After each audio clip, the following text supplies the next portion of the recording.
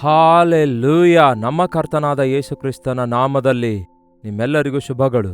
Good morning. ಬನ್ನಿರಿ, ದೇವರ ವಾಕ್ಯ ಮತ್ತೊಂದು ಸಾರಿ ಧ್ಯಾನಿಸೋಣ. ಚಿಕ್ಕ ಪ್ರಾರ್ಥನೆಯೊಂದಿಗೆ. ಪರಿಶುದ್ಧ ದೇವರೇ, ನಿಮಗೆ ವಂದನೆಗಳು. ಮತ್ತೊಂದು ಸಾರಿ ನಿಮ್ಮ ಮಾತಿಗಾಗಿ ಆಸಕ್ತಿಯಿಂದ ಕಾದುಕೊಂಡಿರುವಾಗ ಮಾತಾಡಿರೆಂದು ಕ್ರಿಸ್ತನ ನಾಮದಲ್ಲಿ ಬೇಡುತ್ತೇವೆ ತಂದೆಯೇ, ಆಮೇನ್. ದೇವರಿಗೆ ಸ್ತೋತ್ರ. ಎಚ್ಚರಗೊಂಡಿದ್ದೀರಾ? ವಾಕ್ಯವನ್ನು ಓದಿದ್ದೀರಾ? ಪ್ರಾರ್ಥನೆ ಮಾಡಿಕೊಂಡಿದ್ದೀರಾ? ಬಹಳಷ್ಟು ಜನ ಎದ್ದ ತಕ್ಷಣವೇ ಒಂದು ಕಾಫಿ ಕುಡಿಯುವುದಾಗಲಿ, ನಾಷ್ಟ ಮಾಡುವುದಾಗಲಿ, ಇಲ್ಲವೇ ಟಿಫಿನ್ ತಿನ್ನುವುದಾಗಲಿ ಮಾಡುತ್ತಾರಲ್ಲವೇ? ಅವರು ಅವುಗಳನ್ನು ಮಾತ್ರ ತಪ್ಪದೇ ಮಾಡ್ತಾರೆ. ಅದಕ್ಕೆ ನಮ್ಮ ಡೈನಿಂಗ್ ಟೇಬಲ್ ಮುಂದುಗಡೆ ಈ ದಿನ ನೀವು ಬೈಬಲ್ ಓದಿದ್ದೀರಾ ಎಂಬ ಮಾತು ಎದುರುಗಡೆ ಇಟ್ಕೊಂಡು ಊಟ ಮಾಡುವುದಕ್ಕಿಂತ ಮುಂಚೆ ತಿನ್ನುವುದನ್ನು ನಿಲ್ಲಿಸಿ ಬೈಬಲ್ ಓದಿ ಮತ್ತೆ ತಿನ್ನಿರಿ. ಅದರಿಂದ ಮರೆಯಲಾರದೆ ಬೈಬಲ್ ಓದಲು ಸಹಾಯಕವಾಗಿರುತ್ತೆ. ಕೀರ್ತನೆಗಳು 19ನೇ ಅಧ್ಯಾಯ 14ನೇ ವಚನ. ಯೆಹೋವನೇ, ನನ್ನ ಆಶ್ರಯ ದುರ್ಗವೇ, ನನ್ನ ವಿಮೋಚಕನೇ, ನನ್ನ ಬಾಯಿಯ ಮಾತುಗಳು, ನನ್ನ ಹೃದಯ ಧ್ಯಾನವು ನಿನ್ನ ದೃಷ್ಟಿಗೆ ಸಮರ್ಪಕವಾಗಿರಲಿ. ಏನಂತೆ? ನನ್ನ ಬಾಯಿಯ ಮಾತುಗಳು, ನನ್ನ ಹೃದಯದ ಧ್ಯಾನವು ನಿನ್ನ ದೃಷ್ಟಿಗೆ ಅಂಗೀಕಾರವಾಗಿರಲಿ, ಇಲ್ಲವೇ ಸಮರ್ಪಕವಾಗಿರಲಿ. ಅಂಗೀಕಾರವಾದ ಮಾತುಗಳು, ಯೋಚನೆಗಳನ್ನು ನನಗೆ ದಯಪಾಲಿಸು ಎಂಬ ಒಂದು ಶ್ರೇಷ್ಠವಾದ ವಿನಂತಿ, ವಿಜ್ಞಾಪನೆ, ಒಂದು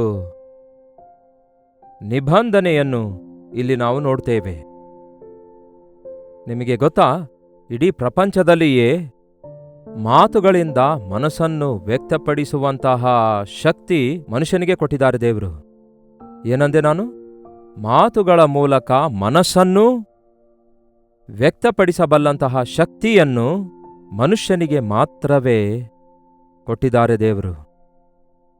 ನಮ್ಮ ಮಾತುಗಳಿಂದ ನಮ್ಮ ಮನಸ್ಸನ್ನು, ಇಲ್ಲವೇ ನಮ್ಮ ಮನಸ್ಸಿನಲ್ಲಿರುವ ಯೋಚನೆಗಳನ್ನು, ಮನಸ್ಸಿನಲ್ಲಿರುವ ಆಸೆಗಳನ್ನು, ಮನಸ್ಸಿನಲ್ಲಿರುವ ಮನೋಭಾವನೆಗಳನ್ನು ವ್ಯಕ್ತಪಡಿಸಿಕೊಳ್ಳಬಲ್ಲಂತಹ ಶಕ್ತಿಯನ್ನು ದೇವರು ಕೊಟ್ಟಿದ್ದಾರೆ. ಮಾತುಗಳು ಬಹಳ ಶಕ್ತಿಯುಳ್ಳವುಗಳಾಗಿರ್ತವೆ. ಬಹಳ ಶಕ್ತಿ ಅವುಗಳಿಗಿರುತ್ತವೆ. ಅವು ಕೇಡಾದ್ರೂ ಮಾಡ್ತವೆ, ಮೇಲಾದ್ರೂ ಮಾಡ್ತವೆ, ಹಾಳು ಮಾಡ್ತವೆ, ಇಲ್ಲವೇ ಸರಿಪಡಿಸ್ತವೆ.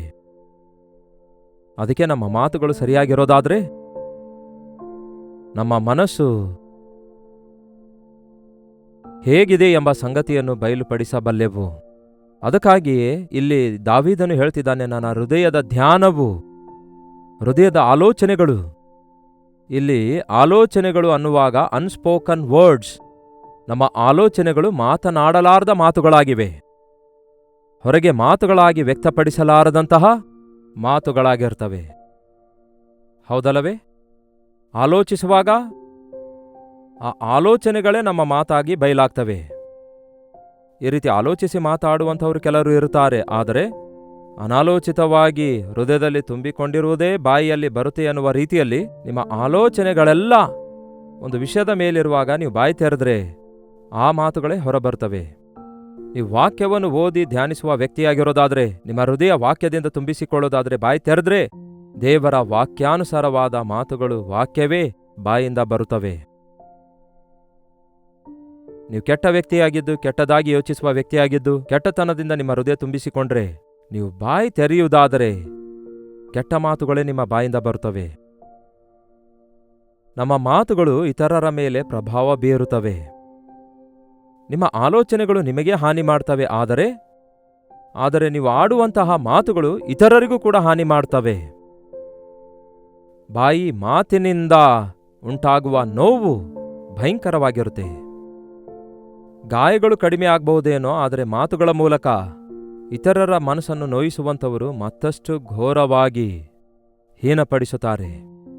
ಅದಕ್ಕೆ ಬೈಬಲ್ ಹೇಳುತ್ತದೆ, ಕತ್ತಿ ತಿವಿದಂತೆ ಮಾತನಾಡುವಂಥವರು ಇರುವರು. ಹೇಗೆ ಮಾತಾಡುವವರಂತೆ?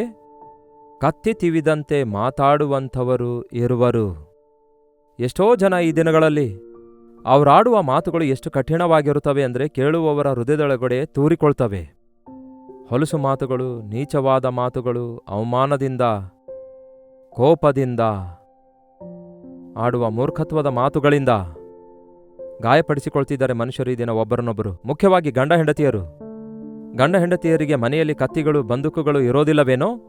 ನಾಲಿಗೆ 3 ಇಂಚು ರಬ್ಬರ್ ಥರ ಇರುವಂತಹ ನಾಲಿಗೆಯನ್ನೇ ಬಳಸಿ ಅಬ್ಬಬ್ಬಬ್ಬ ಎಷ್ಟು ತಿವಿದುಕೊಳ್ತಾರೆ ಒಬ್ಬರನ್ನೊಬ್ಬರು, ಎಷ್ಟು ಬಾಧೆಪಡಿಸಿಕೊಳ್ತಾರೆ ಒಬ್ಬರನ್ನೊಬ್ಬರು.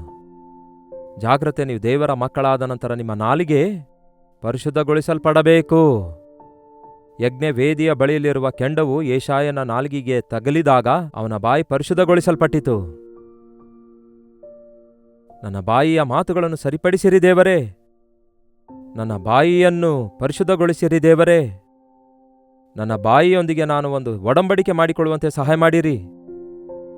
ನಾಲಿಗೆ ಬಹಳ ಭಯಂಕರವಾಗಿದೆ. ಅದು ಚಿಕ್ಕ ಅಂಗವೇ ಆದರೆ ಅದು ಬಹಳ ಕೊಚ್ಚಿಕೊಳ್ತದೆ, ಜಂಬ ಕೊಚ್ಚಿಕೊಳ್ತದೆ, ಬಡಾಯಿ ಕೊಚ್ಚಿಕೊಳ್ತದೆ, ಸುಳ್ಳು ಹೇಳುತ್ತದೆ. ಈ ನಾಲಿಗೆಯನ್ನು ನಾವು ಹತೋಟಿಯಲ್ಲಿ ಇಟ್ಕೊಳ್ಬೇಕು. ದೇವರ ಮಕ್ಕಳಾದ ನಂತರ ನಮ್ಮ ನಾಲಿಗೆ ಪರಿಶುದ್ಧಗೊಳಿಸಲ್ಪಡಬೇಕು. ಯಾಕೆಂದರೆ ಜೀವ ಮರಣಗಳು ನಾಲಿಗೆಯ ವಶದಲ್ಲಿವೆ. ಜ್ಞಾನೋಕ್ತಿಗಳು 18ನೇ ಅಧ್ಯಾಯ 21ನೇ ವಚನ ಹೇಳುತ್ತದೆ, ಜೀವ ಮರಣವು ನಾಲಿಗೆಯ ವಶದಲ್ಲಿವೆ, ಅದನ್ನು ಪ್ರೀತಿಸುವವನು ಅದರ ಫಲವನ್ನು ತಿನ್ನುವನು. ನಿಮ್ಮ ನಾಲಿಗೆಯಲ್ಲಿ ಜೀವವಿದೆ, ಮರಣವೂ ಇದೆ.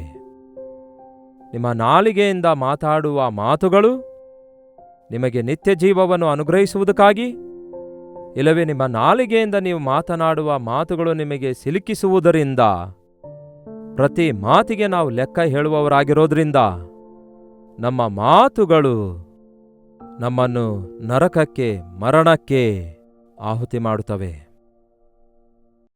ನಿಮ್ಮ ಮಾತಿನಿಂದ ಮತ್ತೊಬ್ಬರನ್ನು ಬದುಕಿಸುತ್ತಾ, ನಿಮ್ಮ ಮಾತಿನಿಂದಲೇ ಮತ್ತೊಬ್ಬರನ್ನು ಸಾಯಿಸಬಹುದು, ಅವರಿಗೆ ಗಾಯಗೊಳಿಸಬಹುದು. ನೀವು ದೇವರ ಮಕ್ಕಳಾದ ನಂತರ ನಿಮ್ಮ ನಾಲಿಗೆಯನ್ನು ದೇವರಿಗೋಸ್ಕರ ಬಳಸಬೇಕು. ನಮ್ಮ ಸಂಭಾಷಣೆ ಉಪ್ಪು ಬೆರೆಸಿರುವಂತೆ ಕೃಪಾಸಹಿತವಾಗಿರಬೇಕು ಪ್ರಿಯರೇ. ಪ್ರೀತಿಯಿಂದ, ಅನುರಾಗದಿಂದ, ಯಥಾರ್ಥತೆಯಿಂದ, ಸಮಯಾನುಕೂಲವಾದಂತಹ ಮಾತುಗಳನ್ನು ನಾವು ಮಾತನಾಡುವಾಗ ಅನೇಕರನ್ನು ನಾವು ಆದರಿಸುವಂಥವರಾಗಿರ್ತೇವೆ, ಸಂತೈಸುವಂಥವರಾಗಿರ್ತೇವೆ, ಧೈರ್ಯಪಡಿಸುವಂಥವರಾಗಿರ್ತೇವೆ, ಜ್ಞಾನೋದಯ ಕಲ್ಪಿಸಿದವರಾಗಿರುತ್ತೇವೆ, ದೇವರ ಕಡೆಗೆ ನಡೆಸುವವರಾಗಿರುತ್ತೇವೆ, ದಿವ್ಯದಾನಕರವಾಗಿರುತ್ತೇವೆ. ಬಾಯಿಗೆ ಬಂದಂತೆ ಮಾತಾಡೋದಾದರೆ ಬಾಂಧವ್ಯಗಳು ಮುರಿದು ಹೋಗ್ತವೆ. ಮದುವೆ ಸಂಬಂಧ ಒಡೆದು ಹೋಗಲು ಕಾರಣ ಎಲ್ಲಿ ಪ್ರಾರಂಭವಾಗ್ತಿದೆ? ಮಾತುಗಳಲ್ಲಿಯೇ ತಾನೇ. ಒಬ್ಬರನ್ನೊಬ್ಬರು ವಿಮರ್ಶಿಸಿಕೊಳ್ಳೋದು, ಒಬ್ಬರನ್ನೊಬ್ಬರು ಬೈದುಕೊಳ್ಳೋದು, ವಾದಿಸಿಕೊಳ್ಳೋದು, ಕೀಳಾಗಿ ನೋಡೋದು, ಅವುಗಳಿಂದ ಸಣ್ಣ ಸಣ್ಣ ಜಗಳಗಳು ದೊಡ್ಡದಾಗಿ ಎಷ್ಟು ಜನ ಈ ದಿನ ವಿಚ್ಛೇದನವರೆಗೂ ಹೋಗ್ತಾ ಇಲ್ಲ? ಎಷ್ಟೋ ಕುಟುಂಬಗಳು ಒಡೆದು ಹೋಗ್ತಿವೆ, ಎಷ್ಟೋ ಸ್ನೇಹ ಬಾಂಧವ್ಯಗಳು ಮುರಿದು ಹೋಗ್ತಿವೆ. ಯಾವಾಗ ನಾವು ದೇವರಿಗೆ ಅಂಗೀಕಾರವಿಲ್ಲದ ಮಾತುಗಳನ್ನು ಆಡುತ್ತೇವೋ, ನಮ್ಮನ್ನು ನಾವೇ ದೋಷಿಗಳನ್ನಾಗಿ ಮಾಡಿಕೊಳ್ಳುತ್ತೇವೆ. ದೇವರು ಸುಳ್ಳುಗಾರರನ್ನು ಸ್ವಲ್ಪವೂ ಸಹಿಸುವುದಿಲ್ಲ. ನಮ್ಮ ಬಾಯಿಂದ ಸುಳ್ಳು ಮಾತುಗಳಾಗಲಿ, ಸರಸೋಕ್ತಿಗಳಾಗಲಿ, ಪೋಕಿರಿ ಮಾತುಗಳಾಗಲಿ ಬರಬಾರದು ಎಂಬುದಾಗಿ ದೇವರ ವಾಕ್ಯ ಹೇಳ್ತದೆ. ನಮ್ಮ ಮಾತುಗಳು ಯಥಾರ್ಥವಾಗಿಯೂ, ಪ್ರೀತಿಪೂರ್ವಕವಾಗಿಯೂ, ನಂಬಿಕೆ ಅಭಿವೃದ್ಧಿ ಮಾಡುವಂತಹ, ಮೇಲನ್ನುಂಟು ಮಾಡುವಂತಹ ಮಾತುಗಳಾಗಿರಬೇಕೆಂದು ಕರ್ತನು ನೇಮಿಸಿಟ್ಟಿದ್ದಾರೆ, ಆಶಿಸುತ್ತಿದ್ದಾರೆ. ಹೇಗಿವೆ ನಿಮ್ಮ ಮಾತುಗಳು? ಹೇಗಿದೆ ನಿಮ್ಮ ಜೀವಿತ? ನಿಮ್ಮ ಬಳಿಗೆ ಯಾರಾದರೂ ಬರುವಾಗ ಅವರನ್ನು ನೀವು ಆದರಿಸುತ್ತಾ ಇದ್ದೀರಾ?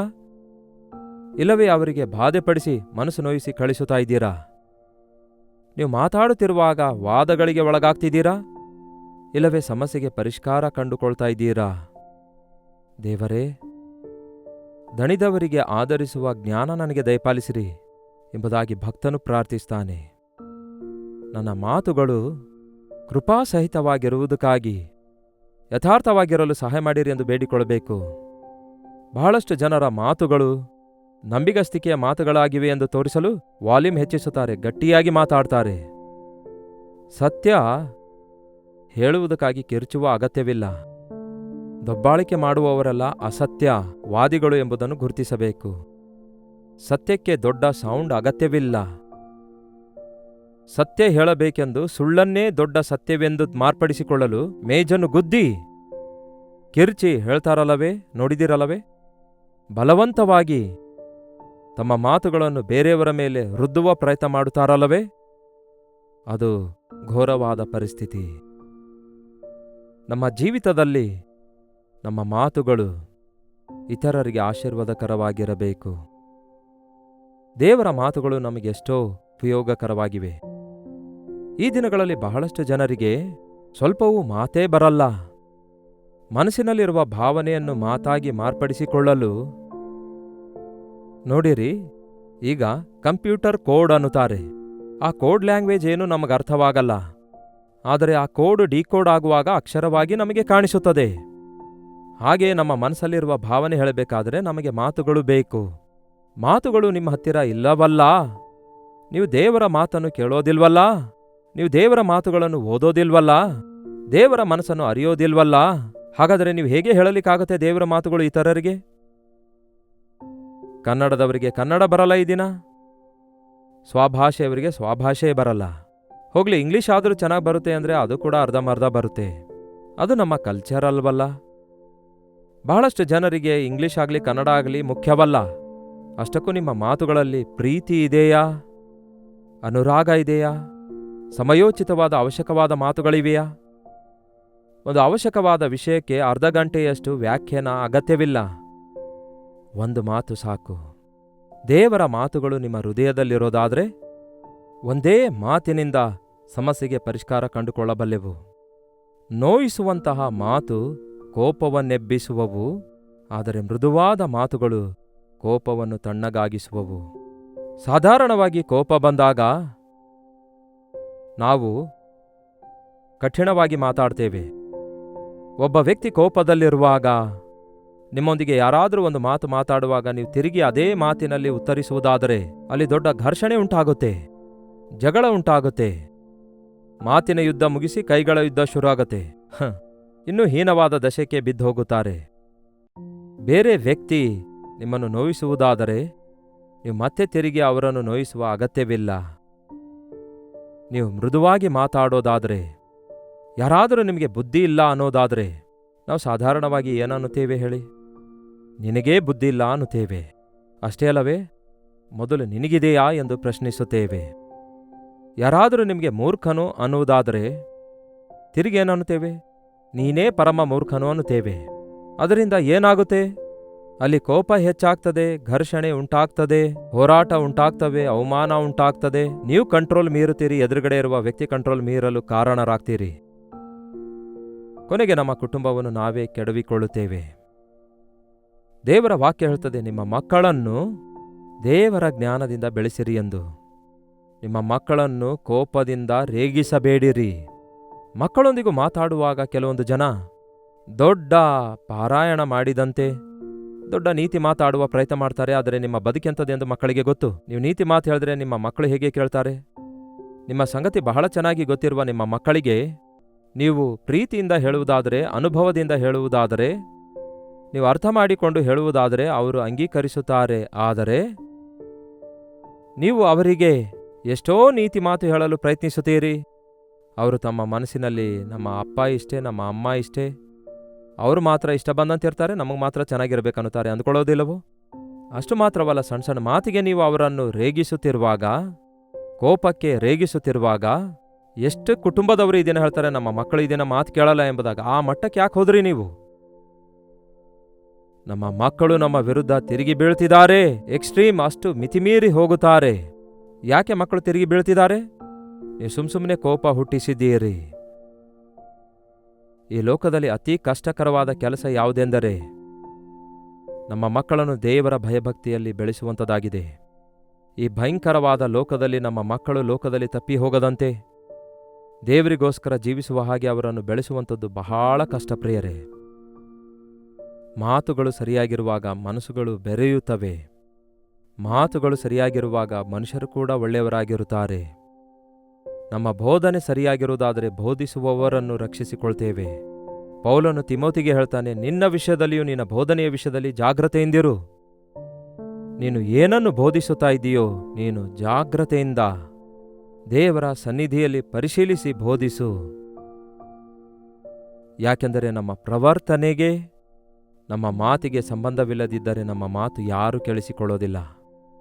ದೇವರು ಕೊಟ್ಟಿರುವ ಜೀವ ಮರಣಗಳು ನಮ್ಮ ನಾಲಿಗೆಯಲ್ಲಿವೆ.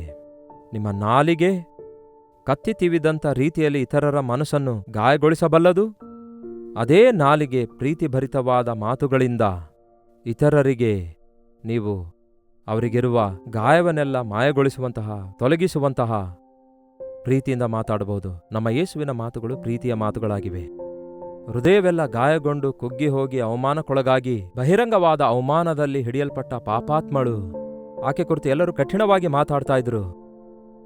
ಅಂತಹ ಪರಿಸ್ಥಿತಿಯಲ್ಲಿ ಆಕೆಯನ್ನು ಯೇಸು ಅಮ್ಮ ಎಂಬ ಮಾತಿನಿಂದ ಮಾತಾಡಿಸಿದಾಗ ಆಕೆ ಗಾಯವೆಲ್ಲ ಮಾಯವಾಗಿ ಕಣ್ಣೀರು ಸುರಿಸಿ ಪಶ್ಚಾತ್ತಾಪ ಪಡುತ್ತಾ ಪ್ರಭುವೇ ಎಂಬುದಾಗಿ ಹೇಳಿ ಯೇಸುವನ್ನು ಅಂಗೀಕರಿಸುತ್ತಾಳೆ. ಅಂದಿನಿಂದ ಯೇಸುವಿಗೆ ಸಾಕ್ಷಿಯಾಗಿ ಪರಿಶುದ್ಧಳಾಗಿ ಮಾರ್ಪಡುವುದನ್ನು ನೋಡ್ತೇವೆ. ನಮ್ಮ ಮಾತುಗಳೇ ಸಾಕು ಪ್ರಿಯರೇ ಮನುಷ್ಯರನ್ನು ಮಾರ್ಪಡಿಸಲು. ಆ ಮಾತುಗಳು ದೇವರ ಮಾತಾಗಿರೋದಾದರೆ, ದೇವರ ಮಾತಿನಲ್ಲಿ ಶಕ್ತಿ ಇರೋದ್ರಿಂದ, ದೇವರ ಮಾತುಗಳು ದೇವರ ಕೃಪೆಯಿಂದಲೂ ದಯೆಯಿಂದಲೂ ತುಂಬಿಕೊಂಡವುಗಳಾಗಿರೋದ್ರಿಂದ ಅದ್ಭುತ ಕಾರ್ಯಗಳನ್ನು ಮಾಡುತ್ತವೆ. ದೇವರೇ, ನನ್ನ ನಾಲಿಗೆಯನ್ನು ಪರಿಶುದ್ಧಪಡಿಸಿರಿ. ನನ್ನ ಮಾತುಗಳು ಮೇಲುಕರವಾಗಿಯೂ ಯಥಾರ್ಥಕರವಾಗಿಯೂ ಇರುವ ಹಾಗೆ ನಿಮ್ಮ ಜ್ಞಾನ ದಯಪಾಲಿಸಿರಿ ಎಂದು ಪ್ರಾರ್ಥಿಸೋಣವೇ? ಪರಿಶುದ್ಧ ದೇವರೇ, ಪ್ರೀತಿಯುಳ್ಳ ತಂದೆಯೇ, ಇದೇ ಕಾಲದಲ್ಲಿ ಒಂದು ಸಾರಿ ನಮ್ಮನ್ನು ನೋಡಿರಿ. ಬಾಯಿ ಕೊಟ್ಟಿದ್ದೀರಿ ದೇವರೇ ಮಾತನಾಡುವುದಕ್ಕಾಗಿ, ನಿಮಗೆ ಮೊರೆ ಇಡುವುದಕ್ಕಾಗಿ, ನಿಮ್ಮೊಂದಿಗೆ ಸಂಭಾಷಿಸಿಕೊಳ್ಳುವುದಕ್ಕಾಗಿ. ಪ್ರಾರ್ಥಿಸುವುದನ್ನು ನಮಗೆ ಕಲಿಸಿರಿ ದೇವರೇ. ಪ್ರೀತಿಯನ್ನು ಹಂಚುವುದನ್ನು ನಮಗೆ ಕಲಿಸಿರಿ ದೇವರೇ. ಸಮಾಧಾನ ಪಡಿಸುವುದನ್ನು ನಮಗೆ ಕಲಿಸಿರಿ. ಸತ್ಯಕ್ಕೆ ಬಂದಿಯಾಳುಗಳಾಗಿ, ಲೋಕಕ್ಕೆ ವಿರೋಧಿಗಳಾಗಿ ನಾವಿರುವ ಹಾಗೆ ನಮ್ಮ ನಾಲಿಗೆಯನ್ನು ಡೊಂಕವಾಗಿ ಮಾಡಿಕೊಳ್ಳದೆ ಯಥಾರ್ಥವಾಗಿರಲು ಸಹಾಯ ಮಾಡಿರಿ. ಇದೇ ಕಾಲದಲ್ಲಿ ಯಾರ್ಯಾರು ನಿಮ್ಮ ಸನ್ನಿಧಿಯಲ್ಲಿ ಪ್ರಾರ್ಥನೆಯಲ್ಲಿ ಐಕ್ಯವಾಗಿದ್ದಾರೋ ನಮ್ಮೆಲ್ಲರ ನಾಲಿಗೆಯನ್ನು ಮುಟ್ಟಿ ಪರಿಶುದ್ಧಗೊಳಿಸಿರೆಂದು ಕ್ರಿಸ್ತನ ನಾಮದಲ್ಲಿ ಬೇಡುತ್ತೇನೆ ತಂದೆಯೇ, ಆಮೇನ್. ತಂದೆಯಾದ ದೇವರ ಪ್ರೀತಿಯು, ಮಗನಾಗಿರುವ ಕ್ರಿಸ್ತನ ಕೃಪೆಯು, ಆದರಣೆಕರ್ತನಾದ ಪವಿತ್ರಾತ್ಮನ ಸಹವಾಸವು ಕೂಡಿ ಬಂದಿರುವ ನಮ್ಮೆಲ್ಲರ ಸಂಗಡ ಇಂದಿಗೂ ಸದಾಕಾಲಕ್ಕೂ ನೆಲೆಯಾಗಿರಲಿ. ಆಮೇನ್. ದೇವರಿಗೆ ಸ್ತೋತ್ರ. ನಿಮ್ಮ ಪ್ರಾರ್ಥನಾ ಮನವಿಗಳನ್ನು 8939731313 ನಂಬರ್ಗೆ, ನೀವು ಹೊರದೇಶದಿಂದಲೂ ಸಹ ವೀಕ್ಷಿಸುವುದಾದರೆ ನಿಮ್ಮ ಮನವಿಗಳನ್ನೆಲ್ಲ ಇದೇ ನಂಬರಿಗೆ ಒಂದು ಟೆಕ್ಸ್ಟ್ ಇಲ್ಲವೇ ವಾಯ್ಸ್ ಮೆಸೇಜ್ ಮೂಲಕ ವಾಟ್ಸಪ್ ಕಳಿಸಿಕೊಡಿರಿ. ನಿಮ್ಮೆಲ್ಲರ ಪಕ್ಷದಲ್ಲಿ ನಾವು ಪ್ರಾರ್ಥಿಸುತ್ತಿದ್ದೇವೆ, ನೀವು ಪ್ರಾರ್ಥಿಸಿರಿ. ದೇವರು ಉತ್ತರಿಸುತ್ತಿದ್ದಾರೆ ಎಂಬ ಪ್ರೈಸ್ ರಿಪೋರ್ಟ್ಸ್ ಕೂಡ ನೀವು ಕಳಿಸುತ್ತಿದ್ದೀರಿ. ಅದಕ್ಕಾಗಿ ದೇವರನ್ನು ಎಷ್ಟೋ ಸ್ತುತಿಸುತ್ತೇನೆ. ಕರ್ತನ ಚಿತ್ತವಿರುವುದಾದರೆ ಮತ್ತೆ ನಾಳೆ ಇದೇ ಅನುದಿನದ ಧ್ಯಾನ ಎಂಬ ಕಾರ್ಯಕ್ರಮದಲ್ಲಿ ಮತ್ತೆ ಭೇಟಿಯಾಗೋಣ. ಅಲ್ಲಿಯವರೆಗೂ ದೇವರ ಮಹಾಕೃಪೆ ನಿಮ್ಮೆಲ್ಲರೊಂದಿಗಿರಲಿ.